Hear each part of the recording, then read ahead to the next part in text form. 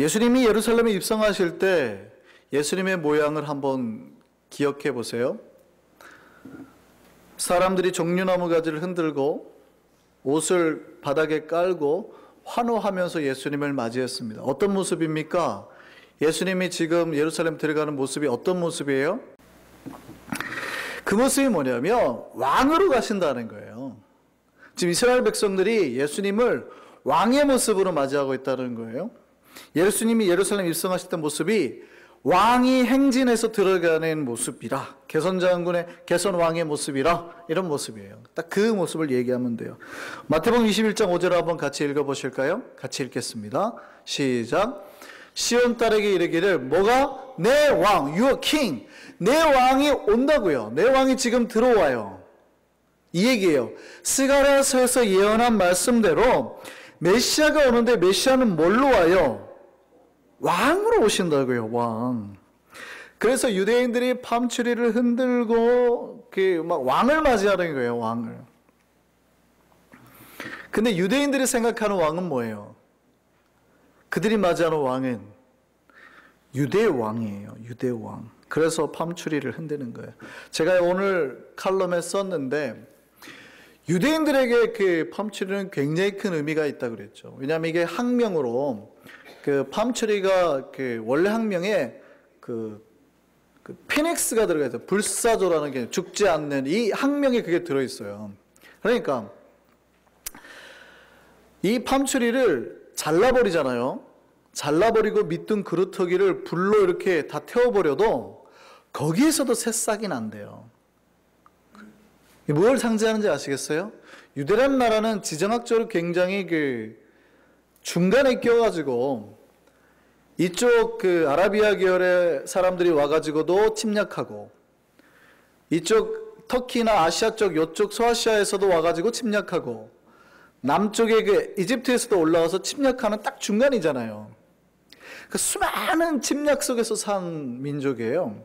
그러니까 이들이 가지고 있는 민족적인 상징이 뭐예요? 니들이 아무리 우리를 쳐도 우리는 다시 살아난다. 불사조의 개념을 가진. 그래서 유대인들이 팜추리를 흔드는 것은 뭐냐면 예수께서 유대의 왕으로 오셔서 그러니까 마치 호산나 외치는 게 유대 독립 만세 뭐 이런 어떤 장면인지 아시겠어요? 그래서 예수님 당시에는 예수님을 따랐던 무리들 중에도 있는데 젤롯당이라고 있어요. 열심당. 젤롯당은 뭐 하는 사람들이에요? 유대를 배신한 그런 뭐 사두개인들이 주로 해당이 됩니다만 배신한 앞잡이들을 죽여버려요. 칼을 품고 있다가. 마치 우리 일제강점기 때 일본의 앞잡이들을 죽이듯이 그런 사람들이 젤롯당이거든요. 이 젤롯이 자기네들의 동전을 뽑아요. 유대의 동전을 했는데 그 동전 문양에다가 뭘 새겨넣냐면 팜추리 나무를 넣었다고요. 팜추리 나무가 어떤 개념인지 아시겠어요? 유대의 독립을 상징하는 게. 그러니까 이 사람들이 예수님이 들어올 때 팜추리를 흔들었다는 것은 뭐예요? 이제 곧 우리가 로마로부터 독립할 거다. 그 얘기하는 거예요. 그래서 그들이 맞이했던 예수님은 어떤 모습의 왕이에요? 세상의 왕이죠. 모든 입법, 사법, 행정의 기능을 다하는 무소불위 들어보셨어요? 왕이 한다 그러는데 아무도 막을 수 없어요. 왕은 다 할 수 있어요. 무소불위의 왕이에요. 그러니까 왕의 모습은 세상의 왕의 모습은 독재자예요. 독재자. 그들이 예수를 맞이한 건 그 모습으로 왕의 모습으로 맞이했다고요. 이스라엘 백성들이 언제 처음에 왕을 세웠어요? 사무엘 때.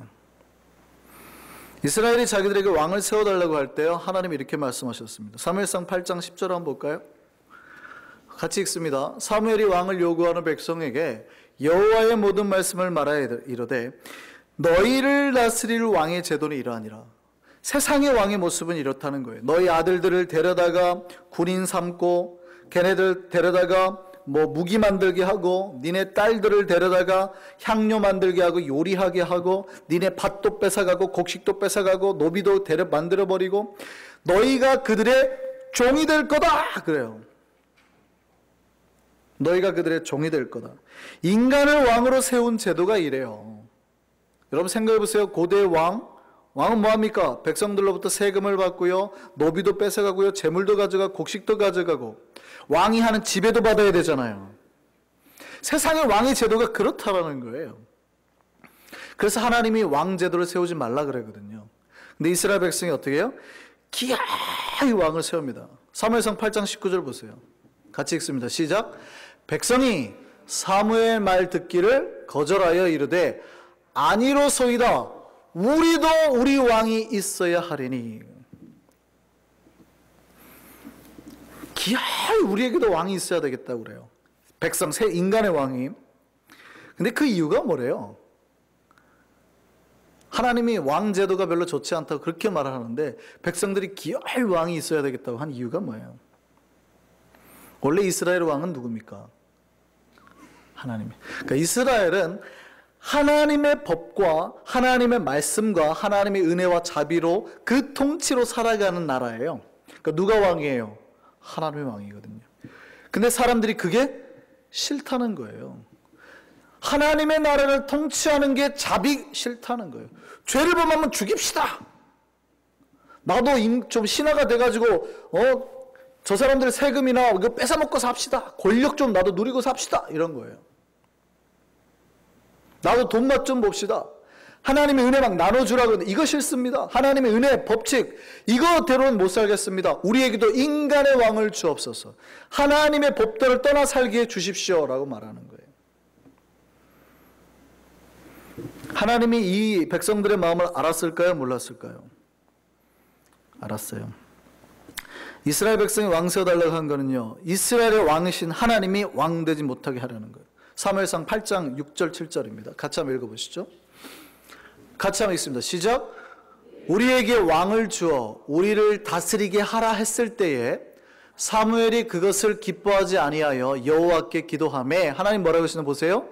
여호와께서 사무엘에게 이르시되 백성이 내게 한 말을 다 들으라. 이는 그들이 너를 버림이 아니요 나를 버려 자기들의 왕이 되지 못하게 함이니라. 이해됐어요? 이스라엘이 인간의 왕으로 세워달라는 얘기는요, 하나님이 왕인 이 세상이 싫다는 거예요. 하나님 법칙대로 사는 게 싫다는 거예요. 나눠주고 사랑하고 은혜와 자비로 사는 게 싫고 세상의 법칙대로 살고 나한테 잘못하면 나도 가서 쟤네 죽여버리겠습니다. 때리겠습니다. 세상의 법도대로 살겠다는 얘기예요. 인간의 왕이라는 건 그거잖아요. 세상의 법칙대로.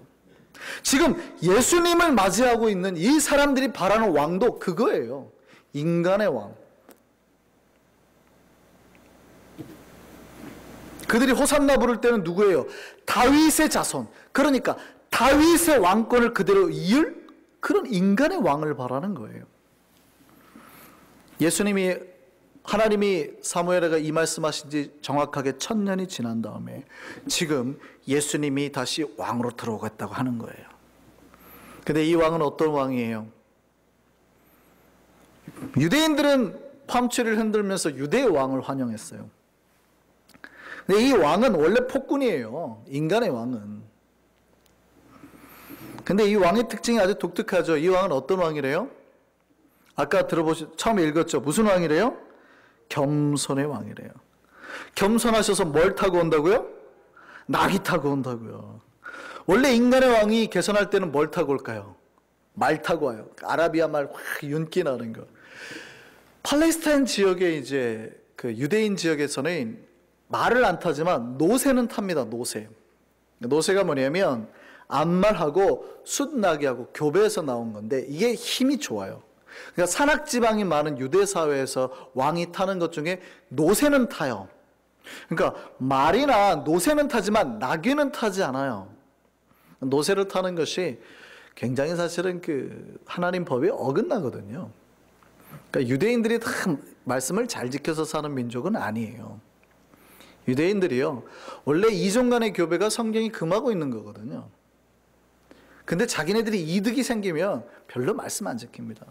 굉장히 돈에 민감한 민족이거든요. 이득에 민감한 민족이에요. 그냥 해버려요. 왕족의 노새를 썼어요. 어쨌든요. 왕족이라면 말이나 노새를 타는 경우는 있어도 나귀를 타는 경우도 없다고요. 근데 지금 입성하시는 이 왕은 뭐예요? 예수님 보여주고자 하는 건 뭐예요? 유대인들은 다윗의 왕권, 유대의 왕을 말하는데 예수님이 지금 말하는 건 뭐예요? 인간 폭군으로서의 왕이 아니라 새하늘과 새 땅의 왕이라는 거예요. 쉽게 말하면 예수님이 왕으로 오신 건 정확하게 맞아요. 근데 언제 왕?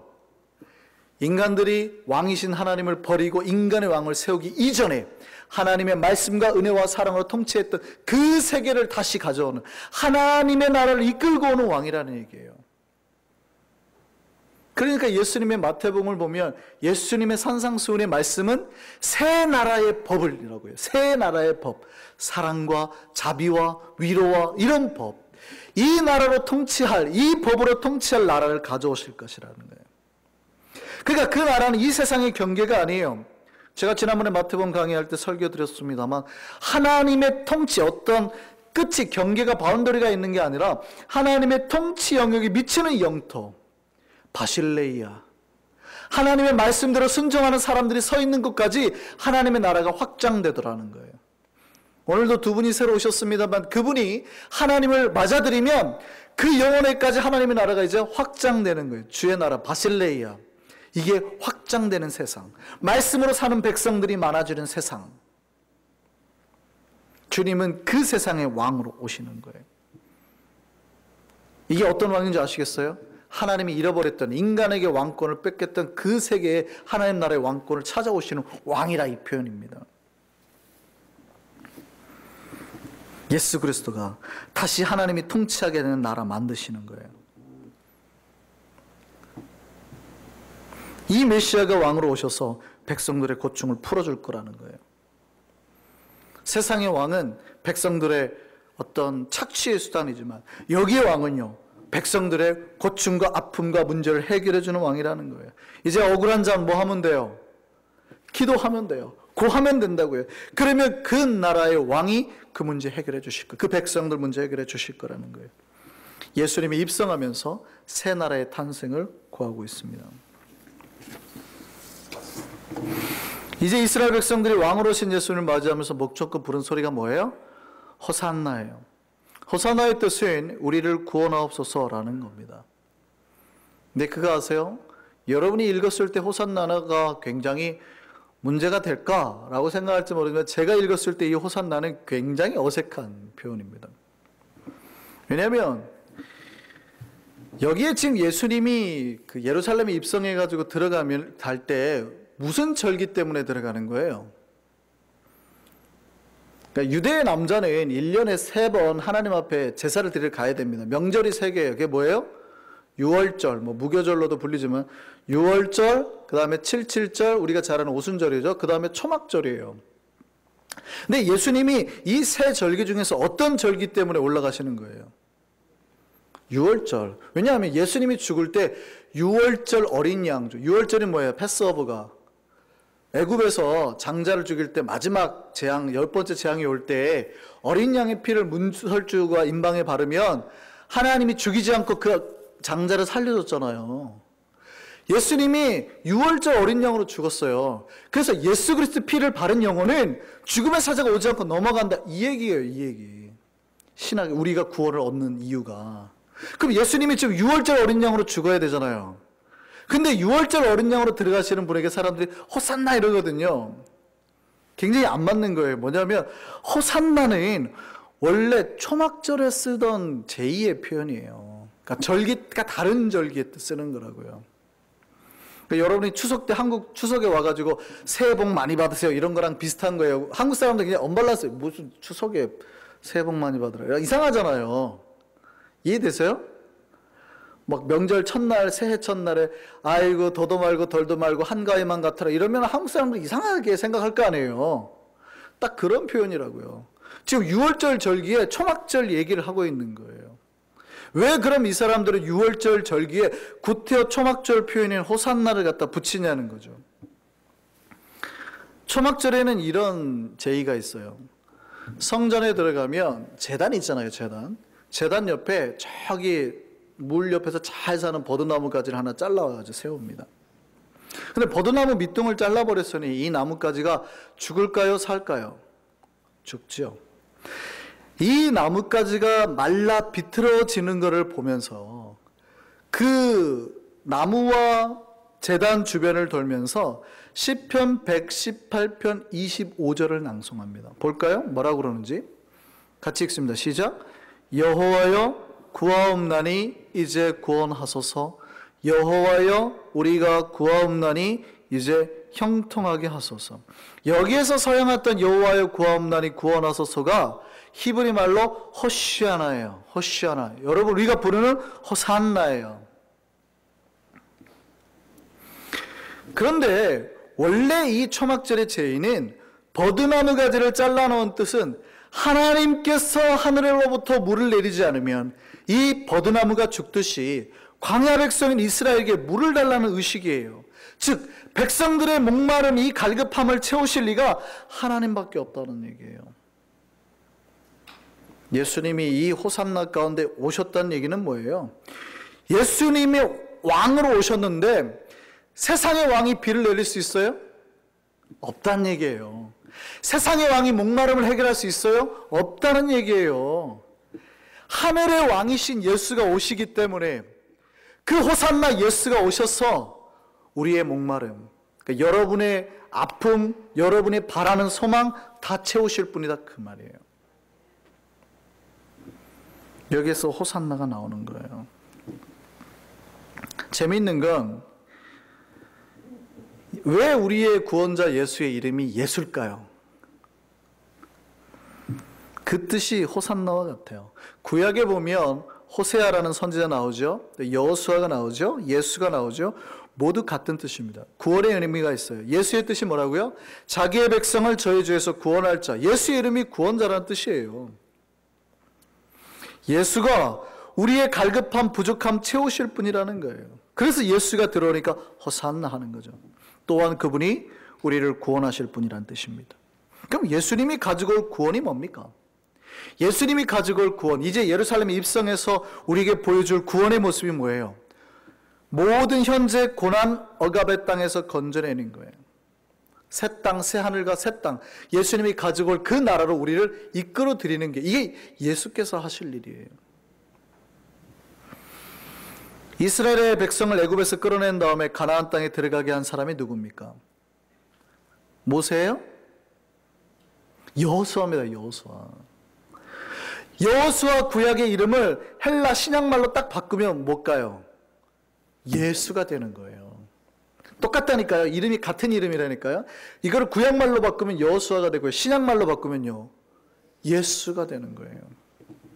그러면 죄와 악의 모든 고난의 땅에 살다가 천국으로 이끌어 들이실 분, 구원의 땅으로 이끌어 드실 분, 그분이 누구예요? 예수. 그래서 예수예요. 이름이 똑같아요. 똑같아요. 호세아도 똑같아요. 잃어버렸던 백성들 다시 찾아내고 사랑을 보이시는 분이 누구예요? 호세아. 똑같은 이름이에요. 예수께서 이 땅에 오셔서 한 게 뭐예요? 자기 백성을 슬픔의 땅, 저주의 땅에서 생명과 진리, 복의 땅으로 이끌어 가신다고요. 그래서 요한복음은 뭐라고 그래요? 예수가 그 땅으로 인도할 길이요, 진리요, 생명이라고 그러잖아요. 믿으십니까? 신자는 이 예수의 구원의 여정을 믿고 단지 믿는 것에서 끝나지 않고 이 구원의 여정을 따라 사는 사람입니다. 믿으십니까? 예수가 처음에 구원의 여정을 떠날 때는 외로웠어요. 그런데 예수가 십자가에 달리고 수많은 사람들이 그 구원의 여정을 따라가기 시작했죠. 한 명이 구원의 여정을 갔는데 전 인류가 구원을 받았다고요. 그 길을 따라 산 사람마다 다 구원을 받았다고요. 저는 감히 말합니다. 여기 계신 모두가 예수가 걸으시던 구원의 여정 따라가기를 바랍니다. 모두 다 구원받기를 원합니다. 우리는 그 사람이에요. 뿐만이 아니라 그 길을 따라 사는 사람이에요.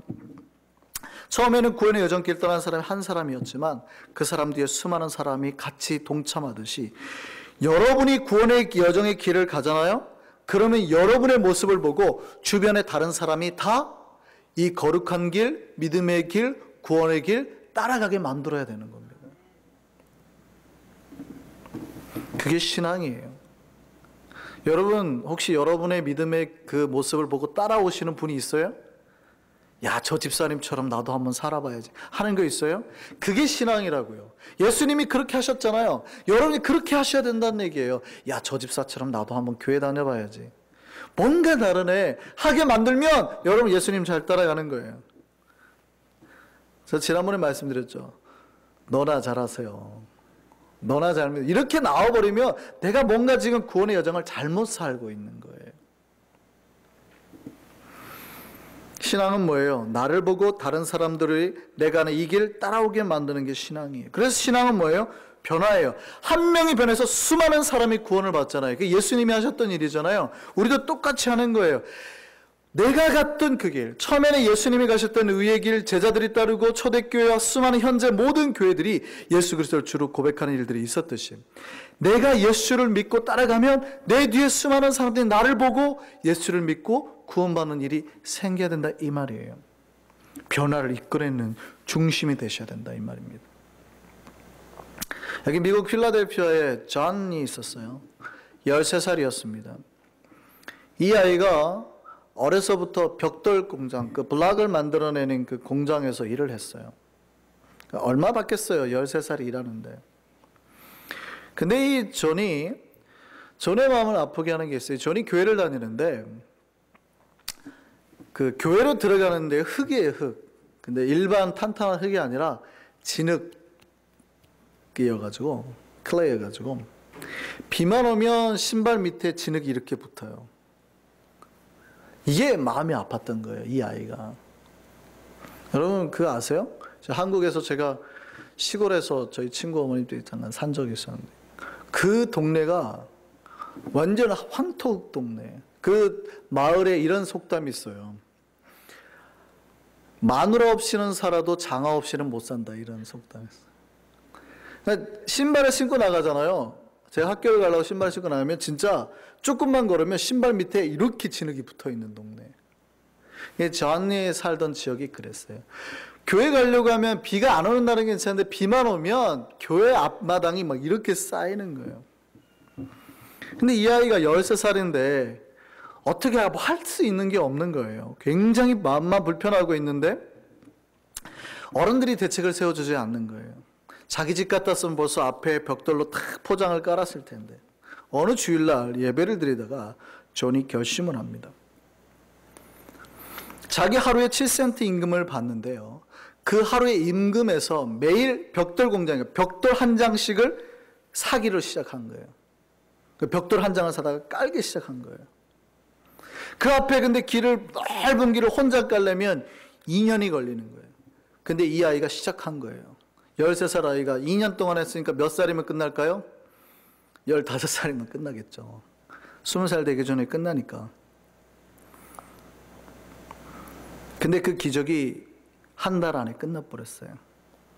존의 그 모습을 보고 어른들이 회개를 하기 시작한 겁니다.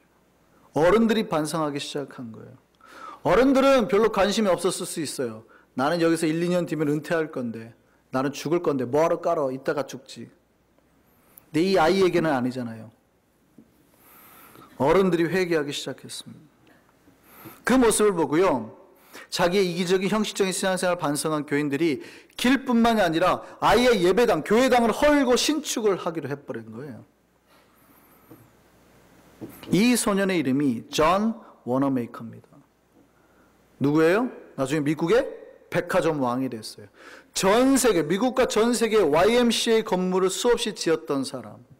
한국에 있는 서울 종로 2가의 YMCA 벽돌 건물 워너메이커가 기증한 거예요.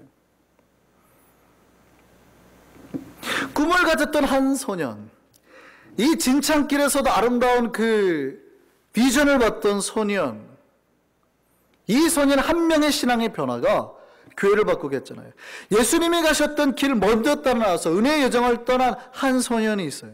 이 소년이 교회를 새롭게 하고 그의 인생을 복의 인생, 성공의 인생으로 바꿨다고요. 우리가 해야 될 길이 뭡니까? 바로 내가 먼저 변화의 기치에 서서 예수님이 따라갔던 그 변화의 생명의 여정 따라가는, 내가 가면 뒷사람들이 따라오게 되어 있다고요. 이 워너메이커가 평생 지냈던 표어가 있었습니다. 그게 뭐냐면 생각하고 실천하고 하나님을 믿자. Thinking, trying, and trusting in God 이거였어요. 근데 우리는 이 말에 이 표 앞에 말씀을 붙이면 전 세계 신자들이 믿고 따를 구원의 여정의 표가 돼요. Thinking God's word, trying God's word, and trust in God through His word.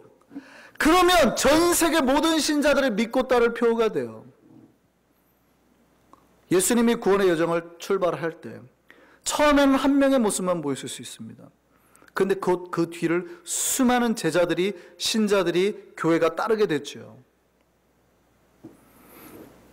예수 믿은 내가 먼저 이 구원의 여정을 떠나고요. 말씀을 생각하고 실천하고 말씀을 따라간다면 곧이어서 우리 뒤에 수많은 변화의 물결이 시작될 줄 믿습니다. 그 구원의 여정을 시작하는 저와 여러분 되기를 바랍니다. 하나님께서 워너메이커에게 복을 주셨듯이 우리에게도 복으로 채우실 겁니다. 하나님 말씀 따라 나아가서 복과 은혜와 놀라운 역사들을 경험하는 우리 모두 되기를 간절히 소망합니다.